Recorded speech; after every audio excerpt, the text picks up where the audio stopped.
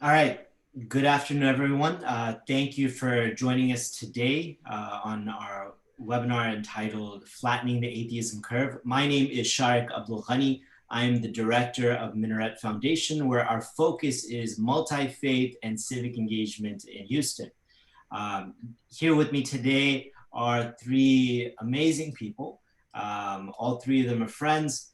The first is Imam Ammar al-Shukri. He is the author of What the Pen Wrote and is the Imam and resident scholar of River Oaks Islamic Center in Houston. And he's also the content director for Faith Essentials and Faith IQ. You may also recognize him as a Al-Maghrib instructor. Next is Pastor Matthew Kamick. Matthew Kamick is an assistant professor of Christian ethics at Fuller Seminary. He's the associate dean for Fuller, Texas, and a scholar in residence for the Max Dupree Center for Christian Leadership. And finally, we have Rabbi Stephen Morgan. Rabbi Morgan coordinates adult education programs at Beth Yeshurun and runs a conversion program for those interested in joining the Jewish faith and people. He's a senior rabbinic fellow of the Shalom Hartman Institute. And if you're in Houston, you've probably seen him on the interfaith circuit, speaking at churches, at mosques, at iftars, and everywhere, really. He's like the outreach guy for Congregation Beth Yeshurun. Welcome, friends. And I just want to kick off the conversation. It's now 12:07. I want to kick off the conversation with just brief introductions, remarks about the topic itself, because this topic is so important. We're as I had mentioned in my emails to you and in our social media posts, I've become this crazy gardener. I've got built this whole garden bed in our backyard.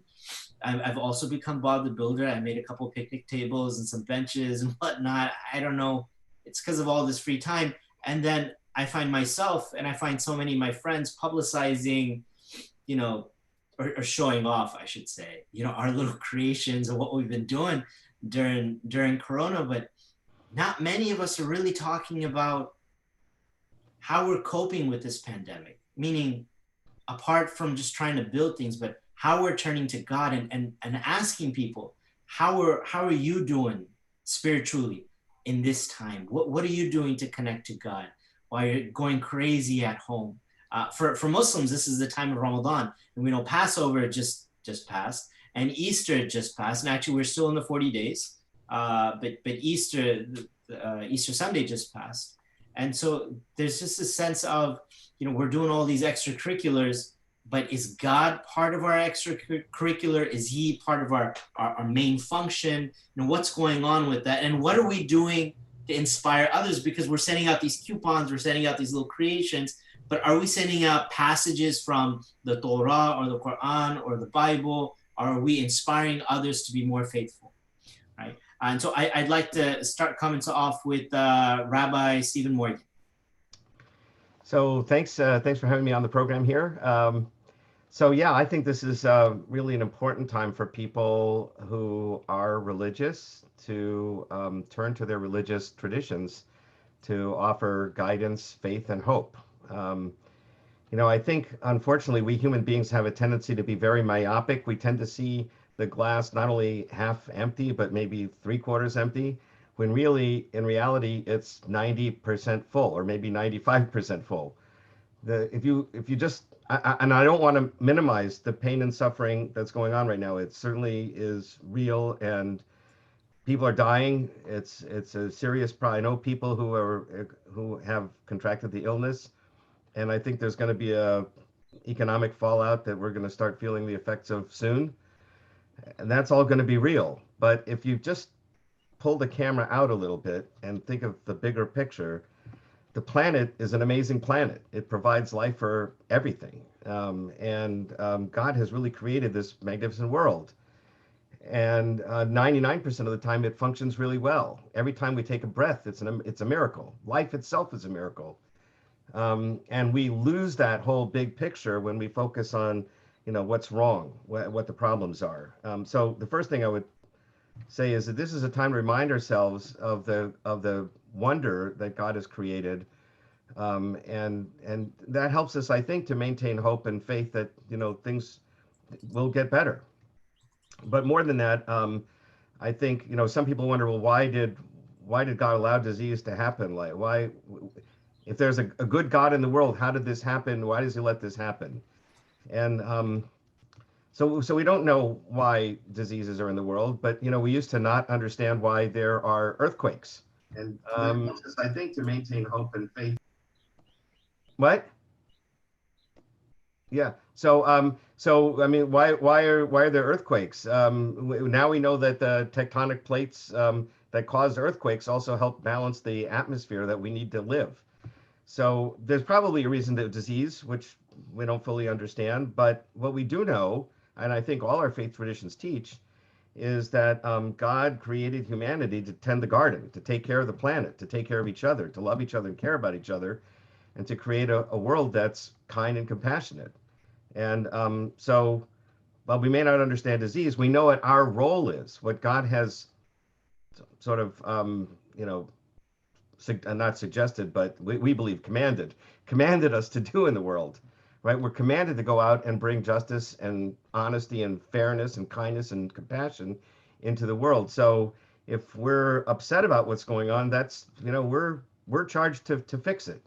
That's kind of my view. And again, I think our faith traditions teach us that, and at this point in time, it's like crucial for us to remain focused on that. So we have a purpose to self-isolating so that we can prevent the disease from spreading, and eventually we'll have a purpose to helping, alleviate the suffering that's caused.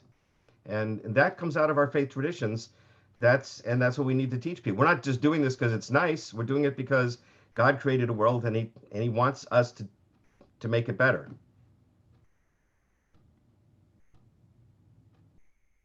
Thank you. And next, I'll take it to Amar. And for those participating, I'm going to come back around with questions and we'll have conversation. This isn't as much as a collection of speeches as much as a conversation between an imam, a rabbi, and a pastor.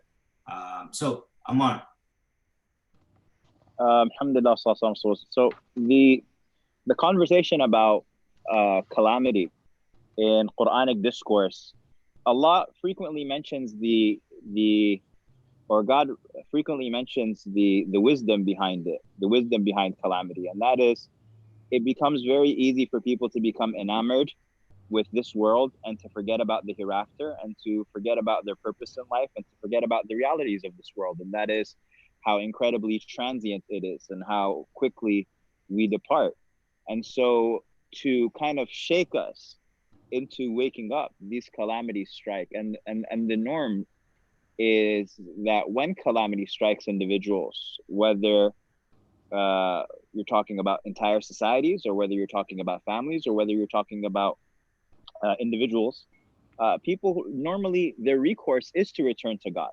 It is to recognize that they are in incredible need, and that they're not omnipotent, and that they're not invulnerable.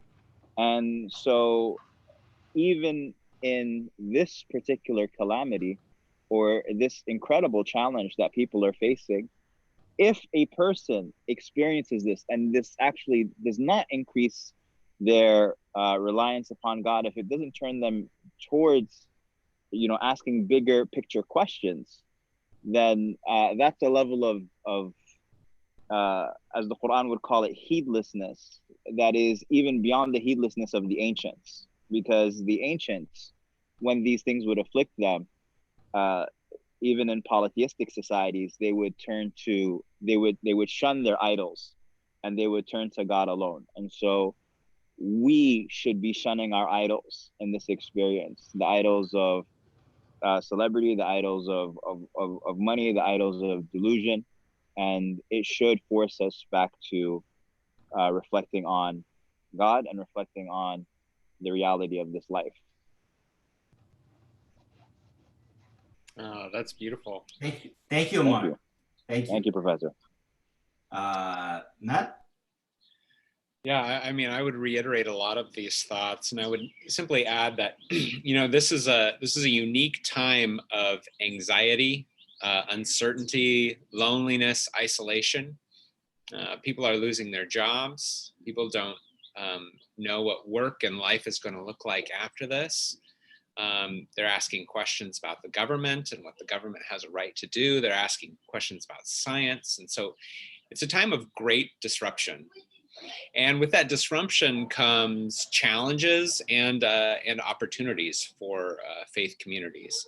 I know for myself, as a father of 3 children, it has really fallen on me and my wife to talk with our children about our faith and how our faith connects with what's happening.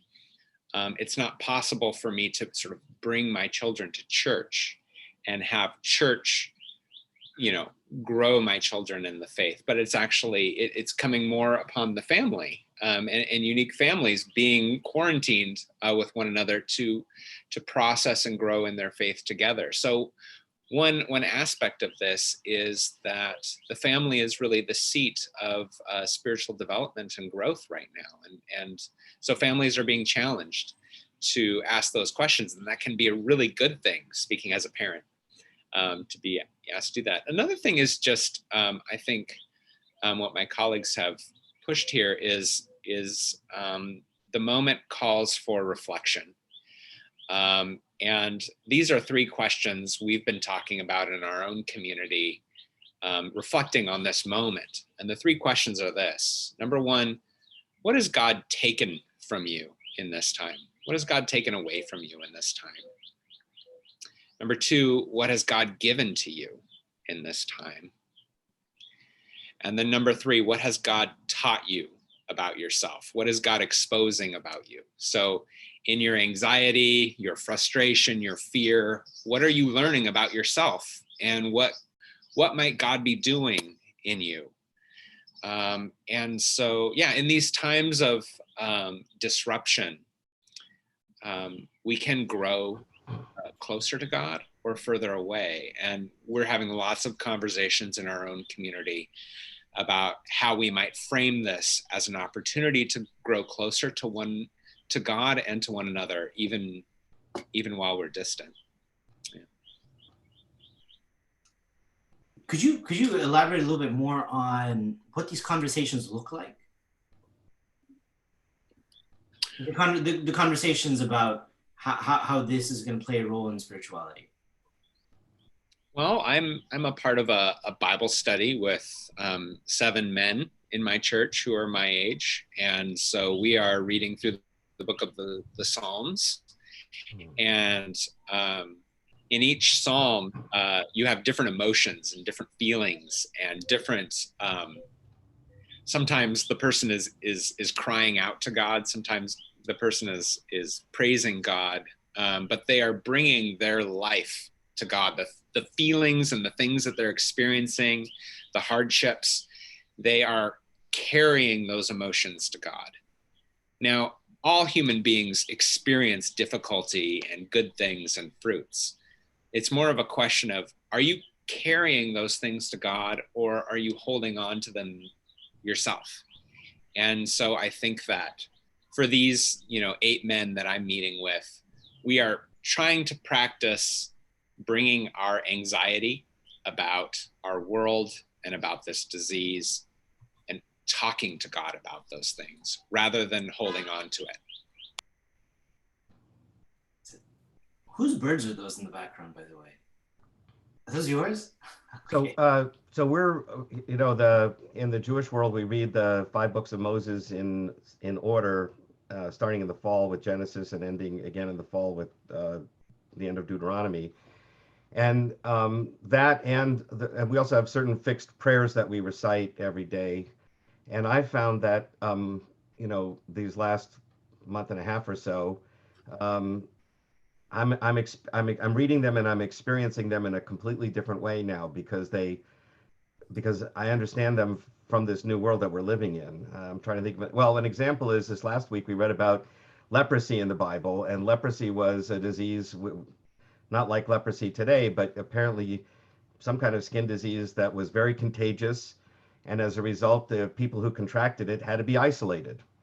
And boy, does that, the whole passage never meant anything to me until this year, right? Because that's exactly what we're experiencing now. And what does that mean for the person who's isolated, the rest of the community? how do you negotiate that period of isolation? How do you welcome somebody back afterwards? Um, so again, that's just one example. I mean, there's dozens of examples of how the words on the page just have a whole new meaning for us.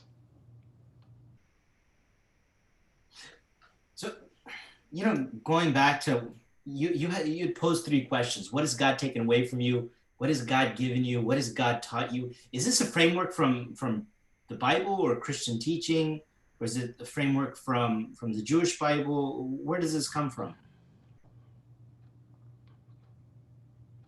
Oh, he's muted.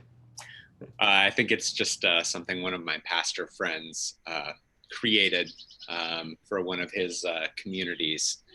But it's sort of a reflective practice that we have within the Christian tradition, and I would not be at all surprised if there's something similar in other traditions. But it's just sort of a way to begin conversation, to reflect on God as the primary mover in the world and not us.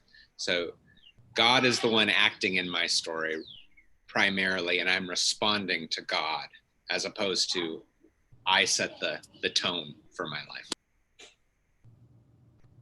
One of the interesting conversations that we've been having in our community is so much of what we do is communal, whether it's our Friday prayers, whether it's our daily prayers. There are those who come 5 times a day for all 5 prayers in our mosques. So Ramadan is very much felt right now. Normally, we break fast together, lots of social events to break fast together at sunset, as well as night vigils, night prayers that are done every single night for 30 nights in the mosques. And so what this is challenging us to do, and one of the main conversations that we're having with people, is that you have to learn to worship God alone. You have to learn to have a relationship with him that is independent on any, mesmerizing reciter of the Quran or having an imam who inspires you. You have to figure out to have a relationship on your own with God. And this is something, of course, we're just, at the end of the day, we're talking about, blessings. At the end of the day, what we're experiencing right now is, we're not being persecuted for our religion. We're not being challenged in our religion. Our challenge right now is to just simply worship God alone. That's it, with our families, and just being alone with our families. So this has been a really interesting exercise for us, and it's been one that we're navigating. Our extroverts are suffering a lot because they are, for them, this is our introverts are suffering because they're not used to having so many people in the house with them all the time. But it's opened up the door for a lot of contemplation. And one of the things also that we've been presenting is that even as all of these blessings are taken away, these were things that we were all complaining about before. We were complaining about our extended families. We were complaining about our mosques. I'm sure people have complaints about churches, and people have complaints about synagogues and the pastors and the rabbis and the volunteers, and all of this gets taken away. And now people are complaining about their homes, and they're complaining about being home all the time, and they're complaining about their family members. And so if you're still going to complain about the blessings that you have, like, wake up before those blessings get taken away as well. And so to learn the lessons. So that gets back to my original point that we tend to see the flaws in what's going on and not to count our blessings, so to speak, and to see all the amazing things that are happening. Yeah, time with family. I mean, we used to say, God, if I only had more time with my family. Now some people seem to be complaining about that. There's a famous verse in the Quran. It says, وَأَن تُعُدُّوا نِعْمَةَ اللَّهِ لَا تُحْصُوهَا. And if you're to count the blessings of Allah, you would never be able to, because Right. There's so many blessings around us, those that we see and those that we don't see. Right. And they only become apparent in times like this. Right. But going back to the topic of flattening the atheism curve, what is your thought on people sharing their spiritual inspiration with others? As Ammar had mentioned, that we're learning, as Muslims especially, we're learning right now, and you put it beautifully, So we're learning how to worship Allah. We're learning how to worship God alone right now. Because normally every night I would be at the mosque, hanging out with 30 people, just hanging out, catching up. We see people once a year, sometimes at the mosque, during the month of Ramadan. But now that we're at home alone, there's so many of us. I don't know how it is in the Jewish and the Christian community, but there are webinars galore, podcasts everywhere about spirituality. I just saw the Torch Center in the Jewish community. They're putting out YouTube videos again, which is interesting. I always learn a lot from those. But there's so many avenues for learning. How about, are you seeing in your respective communities people going towards God or pulling away from God? Well, we are also putting out for our community a lot of lunch and learn programs and evening programs, and we're trying to reach out in different ways because we can't meet in person.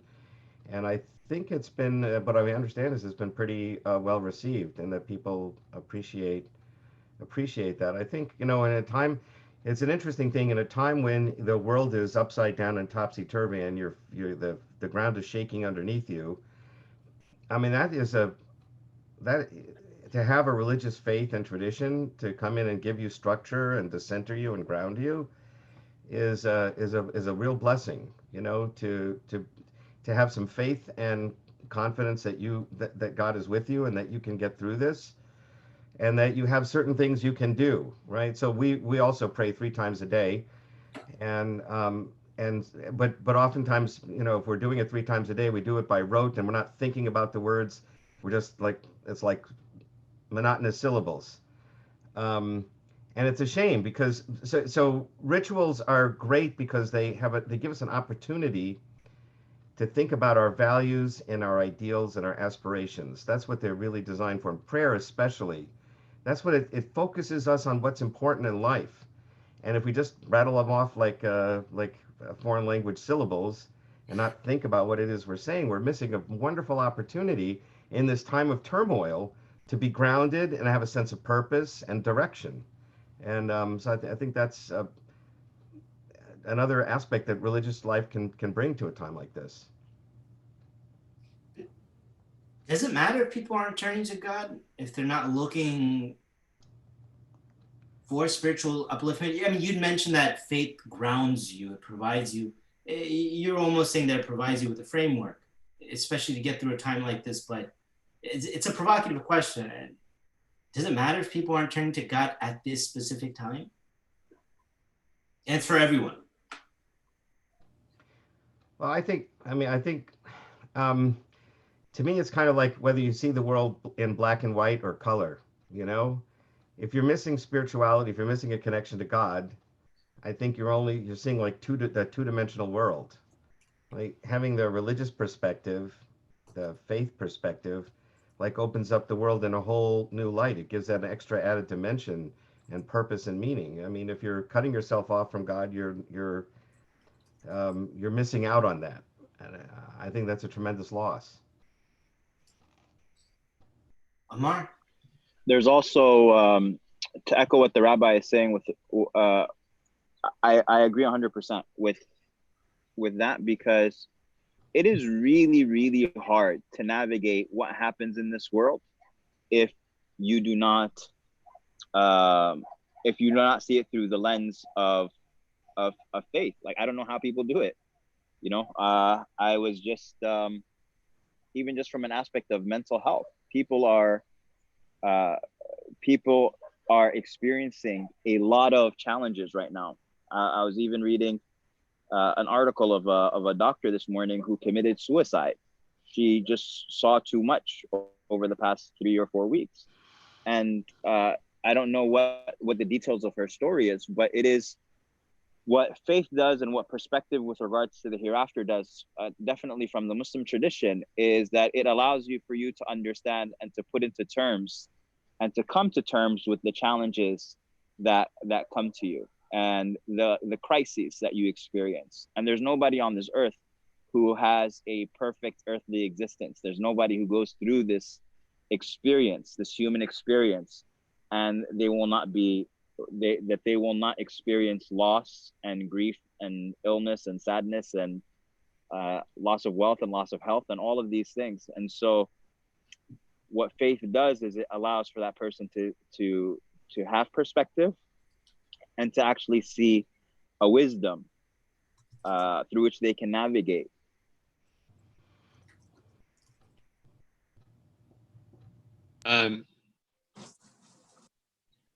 I would just add, I mean, to your question, does it matter if people turn to God? In one sense, obviously it does, because God is worthy of our attention. God is worthy of our obedience and our love, and we are made to be in relationship with God. We are not made to be distant from God. And so if we are distant from God, as my friends have said, that a great deal of difficulty comes. In general, what I see happening through this crisis is a bit of a spiritual sorting. And by that I mean, for my own community, not attending or being a part of church and the church community for months on end is going to cause some Christians to say, I really miss church. I really miss gathering in worship, and I long for it. I miss the rituals. I miss the prayers. I miss the community. And so I am going to double down, and my faith is going to grow from this. Another group of Christians will say, you know what? I don't really miss it. My life is okay without it.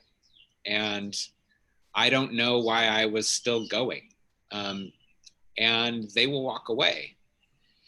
And then a third group of people are those who are not people of faith, but people whose lives have been disrupted by this crisis and are asking questions of meaning and purpose and relationship, and in ways that they had not before this crisis.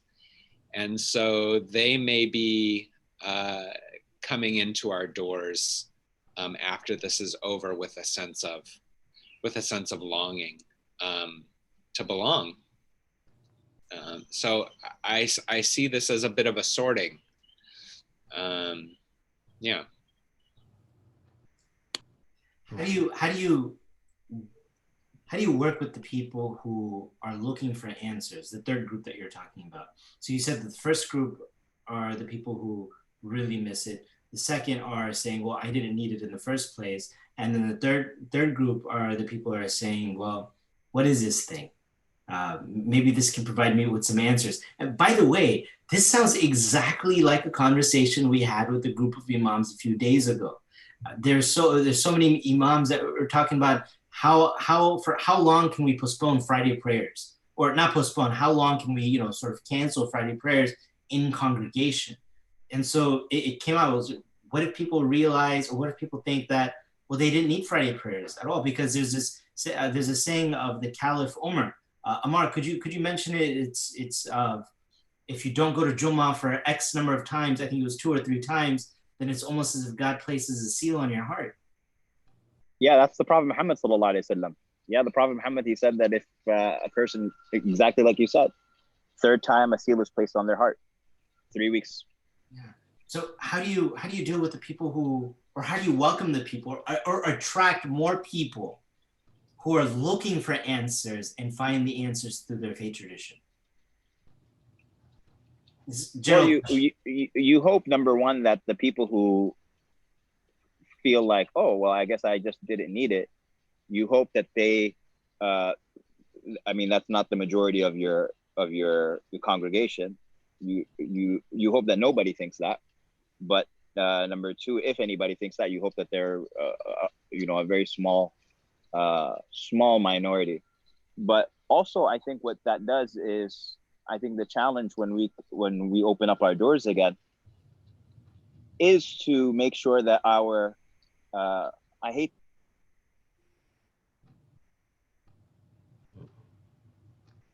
Amar, we can't hear you. is missed. Amar, could you rewind 10 seconds?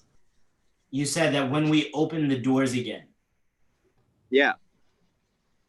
I'm sorry? We didn't hear you after you said open the doors again. The challenge. Oh, you didn't hear me? So you hope that it is something that is missed, that it will challenge you as a community and as a congregation to make sure that your service is one that is missed by your congregation. Right. I guess that's true, right? So we have to make sure that what we do in services is meaningful and powerful and hopeful and provides inspiration to people. I like the idea of that. In the meantime, though, there's a shift of responsibility to the individual, because all of our traditions teach that we need to pray at times in community, and the community is very powerful.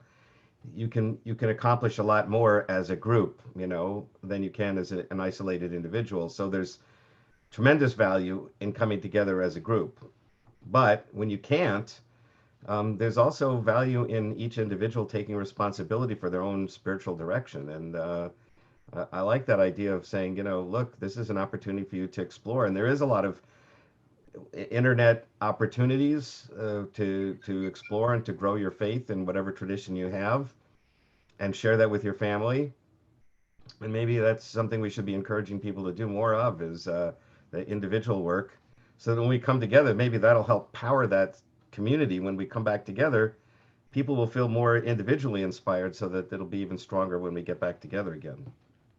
I completely agree. I think that we have a specific challenge that connects with what both of you have said, in that there are Christians who are sort of passive consumers of religious goods, rather than active participants in their faith who have really taken ownership of it. And this crisis has had the effect a bit like the tide going out, and you can see what's underneath.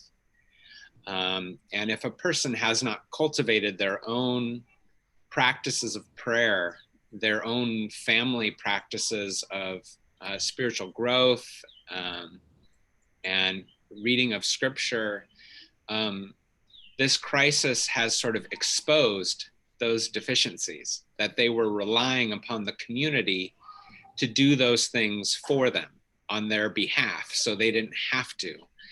And so the crisis has, I think, awakened many pastors to the consumeristic way in which some people within their congregation have been sort of passively participating in the faith rather than owning it for themselves.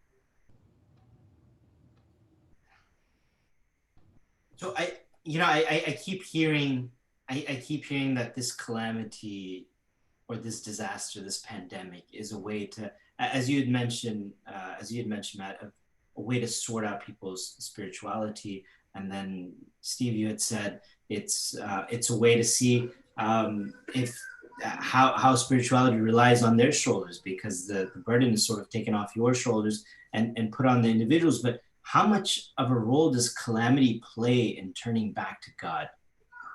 Why do we need Corona? Why do we need an earthquake? Why do we need a pandemic or a disease or what have you to turn back to God?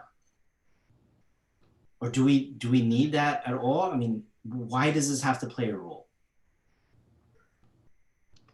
Well, I think it's partly human nature to be complacent with the way things are. I think the Imam mentioned this earlier, that we get very complacent about our lives, and that when something like this happens, it kind of jolts us into the reality that we're not going to live forever. We don't like to think about that. So the question is, are we using the time we're allotted on earth, however much time that is? Are we using it to the best of our ability? Are we doing the most that we can do to be the best that we can be, to bring the most goodness and kindness into the world?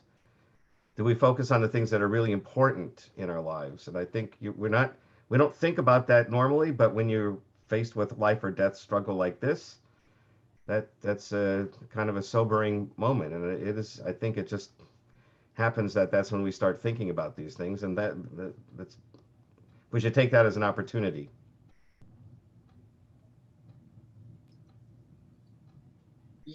When we had posted this flyer, flattening the atheism curve, I received a couple of angry responses from people on my Facebook. And I know, Steve, on Beth Yeshurun's Facebook, there's some comments about the title itself, and that was a little insensitive, and I understand that. But in terms of flattening the atheism curve, it's the responses that I got was, why are atheists dangerous to you? Shouldn't you be worried about Corona? Atheism has nothing, there's nothing wrong with atheism. There's nothing negative about atheism. We're not harming you. We're living our own lives. Leave us be. Why do you have to have a topic about us? My response to him was atheism is a belief system. It's a belief system. Though you may feel that you don't have a belief, you have a belief that there is no God. And that in itself, sometimes the way you live your life becomes the belief system of saying or rejecting that God even exists. What would you say to someone who says that atheism isn't dangerous in this time, or atheism is a non-issue, a non-starter in this time? What would your response be? Well, you're not going to like my response. So we'll go with the spicy one first. The spicy one is, of course, so why are you worried about atheism? Shouldn't you be worried about Corona? But I believe in God. So I believe in a wisdom why Corona exists. And mankind can't wage war on God and then think that they'll be able to survive if God declares war on them. And so here you have a virus, which is, we believe in this concept of soldiers of God. And a virus can be a soldier of God. And just a item that is so small, or a organism that is so small that it can't even be seen, can literally bring the world to a standstill. And so it's not just about atheism, but it's about sin. And Allah in the Quran, God says in the Quran that corruption has appeared in the land and the sea due to what man's hands have wrought. This corruption in the earth, these disasters on the earth, it's because of the hands of what man has wrought. And he says that I might give them a little taste of what they used to do so that they can return. And so we are heedless and do all sorts of things for years and years and years. And then finally, some of it comes back to us, but it also comes back to us, a fraction of it comes back to us for the purpose of us returning back to God, right? And so it can't be argued in that sense from the aspect of not believing in God. I believe in God. That's the way through I see the entire world. So I would say, first of all, in the Bible, when they talk about somebody who is God-fearing, Yirat Shamayim, somebody who fears God, in every single case, as far as I'm aware, it usually implies their moral character. In other words, these people went out and murdered a bunch of people because they didn't fear God, or these people went out and did some other horrible thing because they didn't fear God, or this person was a God-fearing person and that's why he treated everybody with kindness and compassion. So the idea that you're a God-fearing person is manifest in biblical terms by how you behave in this world. But I personally don't have a problem with atheists who don't believe in God. I mean, you can be perfectly ethical and not believe in God, and so to some extent they're right. They're not really the problem. I just think that they're missing out. Again, it's a difference between seeing the world in black and white and seeing the world in color, and they're just missing out on another dimension of life. Human beings all over the world have developed religions because apparently we're hardwired to have spirituality, to try and reach out to God, to the Creator. And if you kind of cut yourself off from that, you can live your life, you can even be a decent person, but you're missing out on that whole other aspect of humanity, I think. So there are some Christian pastors who speak with great confidence, as if they know the mind of God. that they know why this virus is here, and they're able to peer into God's majesty and wisdom and say exactly why this is happening. And I am the sort of Christian who believes that sin has impacted our eyes and our minds. And so we do not know the perfect mind and will of God, and we cannot speak with great confidence that we know exactly what God is doing right now with this disease. We do know that all sin, all suffering is a result of human rebellion, I think, ultimately. But we cannot say exactly what God is doing right now. We do, however, know from Scripture that we are called to remember who we are, remember who we belong to, and remember what we're for. And so God will often use difficulties, will often use pain and suffering to cause us to reflect on those questions, to because we block our hearts, we block up our ears, we don't want to hear the hard truth. And so Scripture tells us over and over again to remember God. And so I would call my atheist brothers and sisters to the same thing that I would call my Christian brothers and sisters, which is reflect on who you are, reflect on what you're for, reflect on what you belong to, reflect on what you owe to one another. And of course, ultimately, I think those things are found in Scripture. But I think that Christians can be just as stubborn about listening to God as atheists can be in so many ways, in terms of our stubbornness, in our wanting to go our own way, to make our own law, to declare our own truth. So it's a call for all of us to reflect and not to miss this opportunity to reflect on that. Are you seeing a diversion in thinking from different, so mainline Protestants versus Southern Baptists, Catholics? Are you seeing a difference of understanding of how to approach the situation as we see it now, and atheism? Massive differences within the Christian community. So I'm on Christian Twitter, and pastors and Christian priests are fighting constantly, and theologians and ethicists are fighting constantly about what is to be done. And no, Christians are not at all a unified voice when it comes to how to respond to this crisis. No. Yeah, Steve and Amar, could you speak about? Could you speak to this a little bit as well? Yeah, because I know, Steve, you come from the conservative tradition. Right. Could you talk a little bit more about how Reform and maybe Orthodox or ultra-Orthodox? And Amar, could you speak to the different flavors as well? Yeah, so I think in the Jewish world, the Orthodox tend to be more traditional in their understanding of God's involvement in the world, and would probably say God is involved in most Orthodox, I would say, would believe that God is involved in everything in the world. There's a concept of hashgachat pratit, that God is, involved in every little detail aspect of the world. But I think though that most Orthodox authorities would then say, but we don't really always understand God's purpose in the things that happen in the world. So for us to like the pastor said, to say, oh, we know for sure why God did this, is a human hubris. But I think one thing we would all agree on, it sounds like, whether we're fundamentalists, whether we're modern, and even if we're atheists, atheists who are moral and sensible people would all agree that when we search what should be our role in this situation, our role has to be to help alleviate the suffering, to help to comfort people who are sick, the bereaved, to comfort people who have lost jobs, to help people get their lives back together. I mean, all of our faith traditions and even atheistic moral traditions teach that that's what we're supposed to do.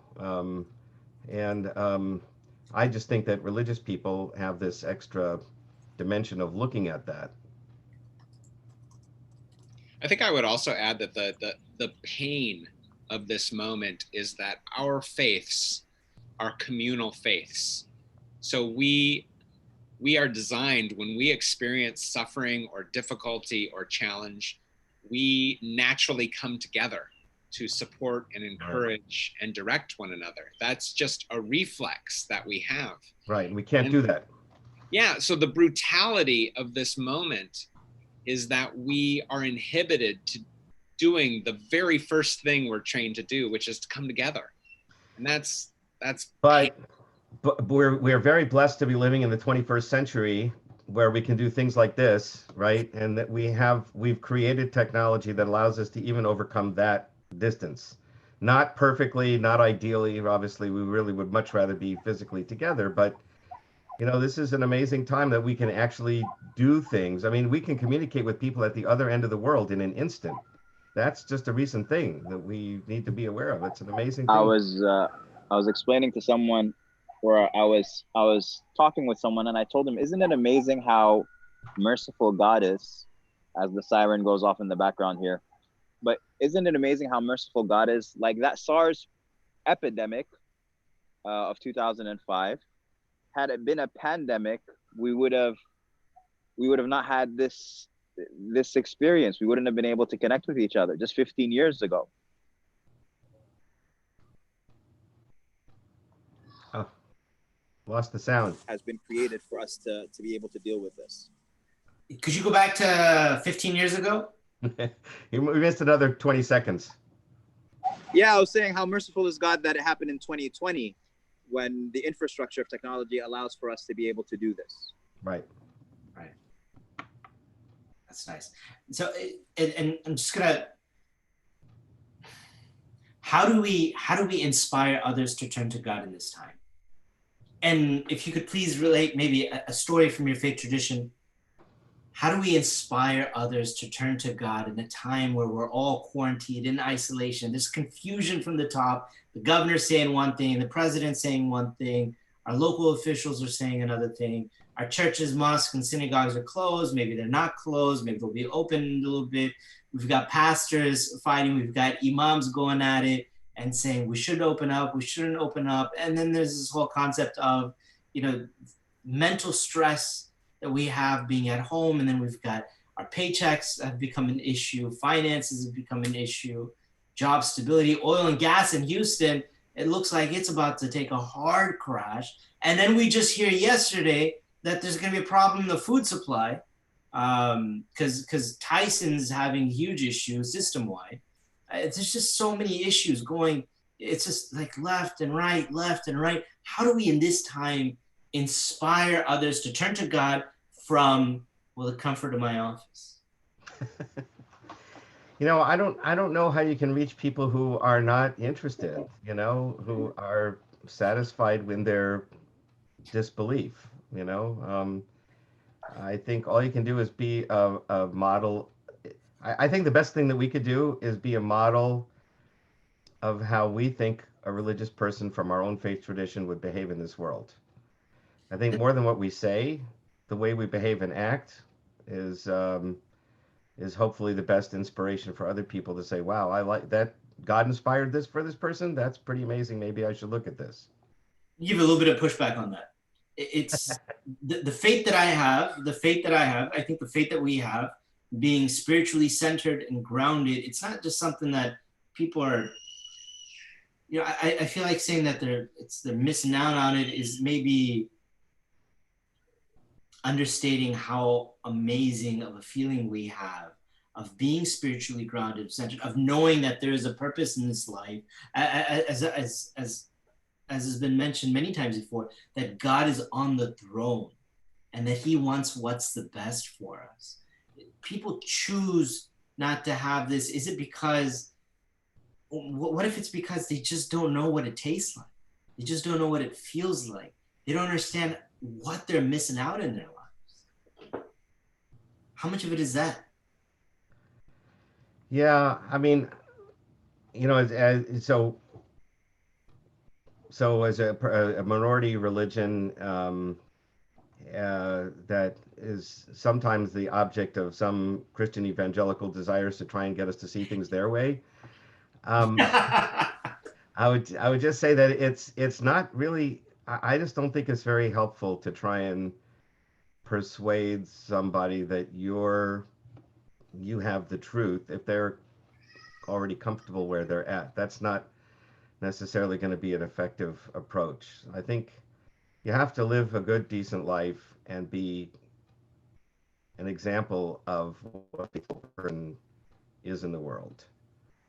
I think that's the best you can do. And some people will find that attractive, and other people will find another faith tradition or even atheism as satisfactory in their life. I mean, I don't know that we're going to be able to persuade people in the open marketplace that we have in the Western world. We have to be persuasive through how we behave, I think. I would just add, I come from a theological tradition that says God alone can change someone's heart. God alone can turn someone. Human beings can't do that. So human beings have a responsibility to share their story, to talk about what they've experienced, to talk about their love for God. But human beings don't save people. Human beings don't change people's hearts. That's a responsibility of God's. And so my responsibility is to share what I know, to talk about the person of Jesus, who I love. But I don't have this sense of anxiety that I have to change any of you, that God has tasked me with, saving you. That's not my call.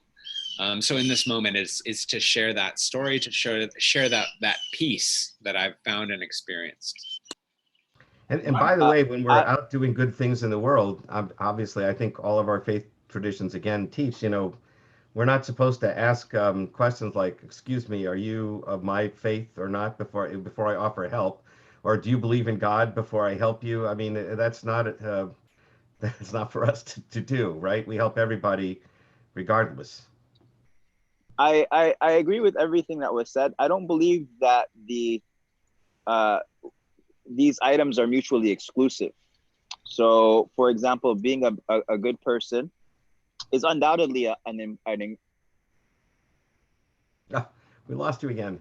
No, your audio again. We can't hear you. Invite people to God. Could you go back again to my mic? Can you rewind back to mutually exclusive?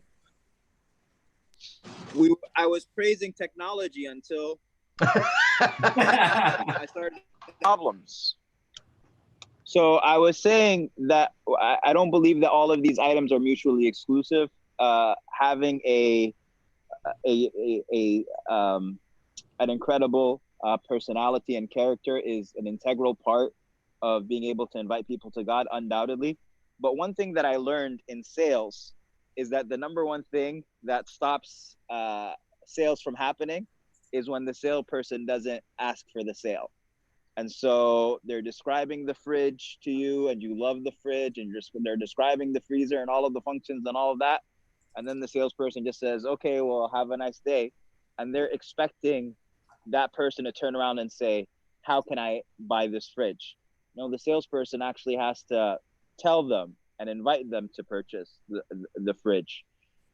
And so even with regards to calling people to God, it's interesting to me how everybody, I mean, if you have a friend who's vegan right now, they are selling you veganism day and night. Every single day they're talking to you about it. I blocked all the vegans from my life. Yeah, they're just it's interesting how the vegans are more evangelical than the evangelicals are, huh? Absolutely, and it's part of it is our culture. People are comfortable calling to all sorts of things of this world, but when it comes to religion and the hereafter and God, we kind of have a hesitation. And we believe 100%. In fact, there's a verse in the Quran with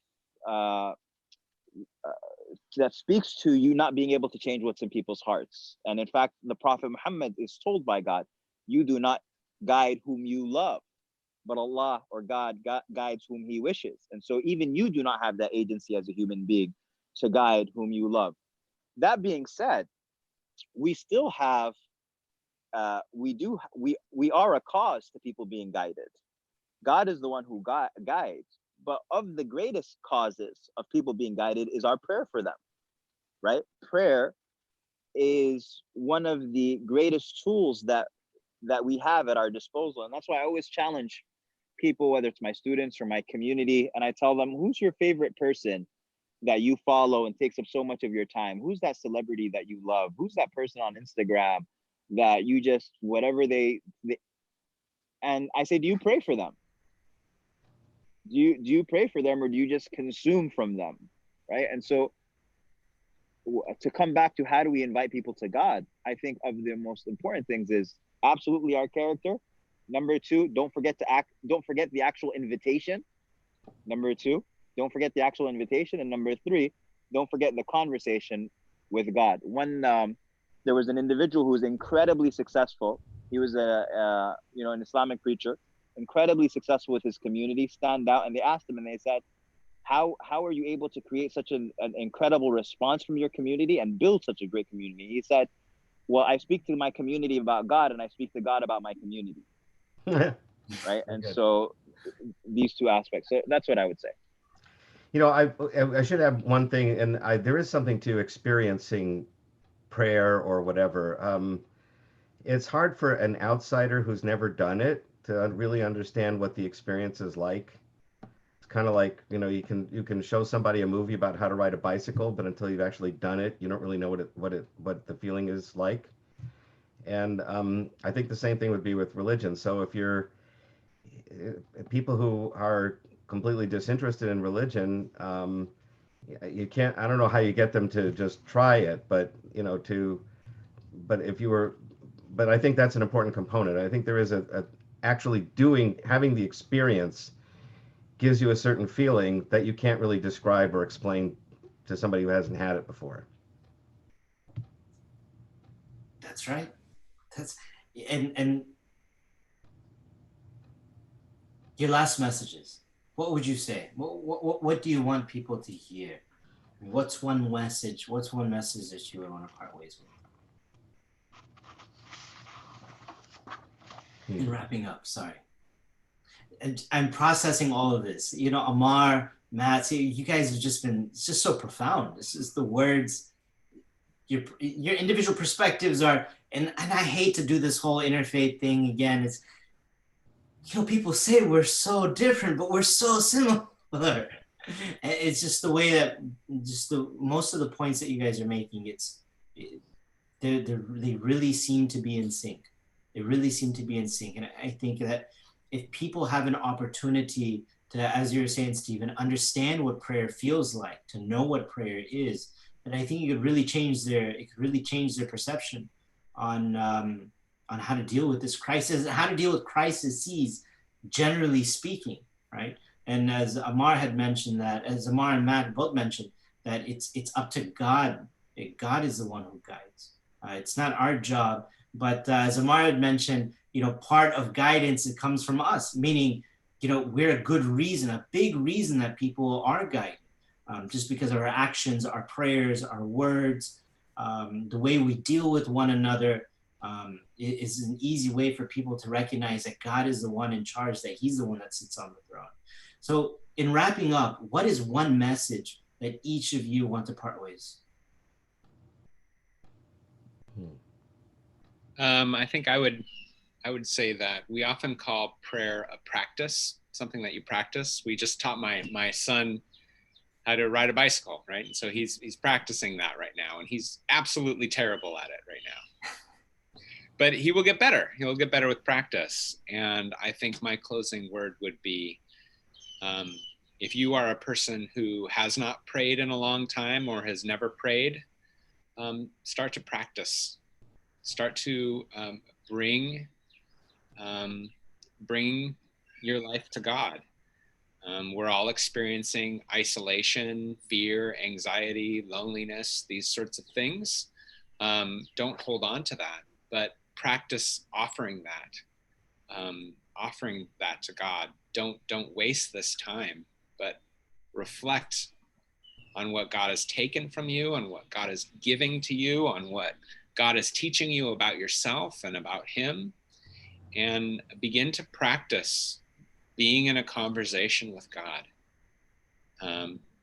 and see where that goes. As my brother would say, I invite you to pray. Stephen? Well, I guess I would say that I think one of the obstacles for some people to have a relationship with God is thinking about God as it's described graphically in our sacred texts, at least in some of them, where it seems that God is an old man sitting on a throne, and I think most modern people would say, well, that's just a metaphor. That's not what God really is. So the first thing is to like get rid of those assumptions you have about what religious people believe about God. If you think that there's a meaning and a purpose in the universe, what is the force that stands behind that meaning and purpose? And just think about that, and then look at the prayers in your tradition's prayer book, and think about God when you think about that. And I think you'll find that the prayers have meaning. Amar?